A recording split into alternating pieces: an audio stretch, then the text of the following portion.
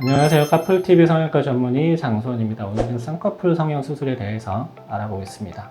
쌍꺼풀 상담 시 원장님께 라인을 잡아줄 경우 라인이 그대로 나오는지 궁금해요. 보통 이제 병원마다 다른데 저는 이제 수술 전 상담을 할 때 어느 정도의 높이를 원하는지, 라인으로서는 뭐 인아웃을 원하는지, 아웃라인을 원하는지 그런 것들 이제 정하고 들어가는데 저는 이제 분위기만 보여드립니다. 이 라인이 그대로 나오느냐?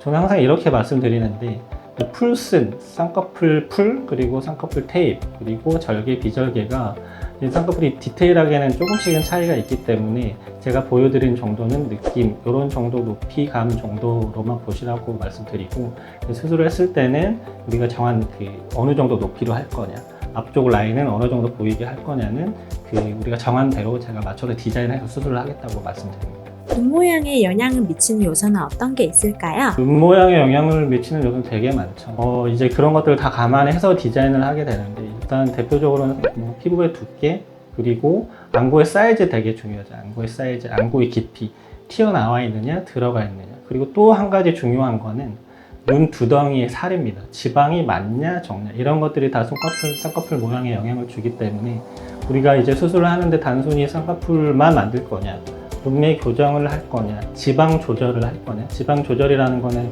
지방 제거를 할 거냐, 아니면 눈 위 지방 재배치를 할 거냐, 필요하면 볼륨을 더해 줄 거냐, 이런 것들은 조건에 따라서 수술 방법이 정해진다고 보시면 됩니다. 가장 많이 재수술을 하게 되는 경우는 어떤 게 있을까요?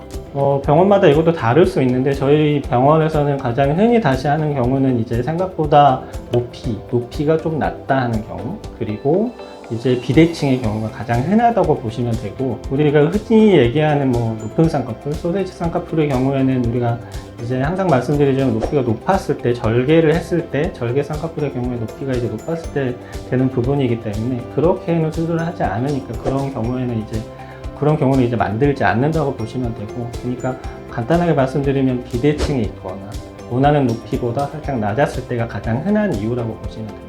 쌍꺼풀 수술을 하고 모양과 라인이 마음에 들지 않을 경우 다시 풀 수도 있나요? 풀어달라고 하는 분들도 계시죠. 부기라는 건 처음에 생기기 때문에 이제 생각보다 너무 높다고 생각을 하시고 풀어달라고 하는 분들이 아주 드물게는 계시는데, 어차피 우리가 쌍꺼풀이라는 거를 수술을 했을 때 부기라는 거는 당연히 생기고 그게 빠지는 과정은 필요하기 때문에 기다릴 거를 충분히 잘 설명을 드리고, 시간이 많이 지나서 적어도 이제 6개월이 지나야 재수술을 할 수 있으니까 적어도 한 4-5개월은 지나서 그 부분이 신경 쓰이면 어떻게 수정을 하자라고 계획을 세우게 됩니다.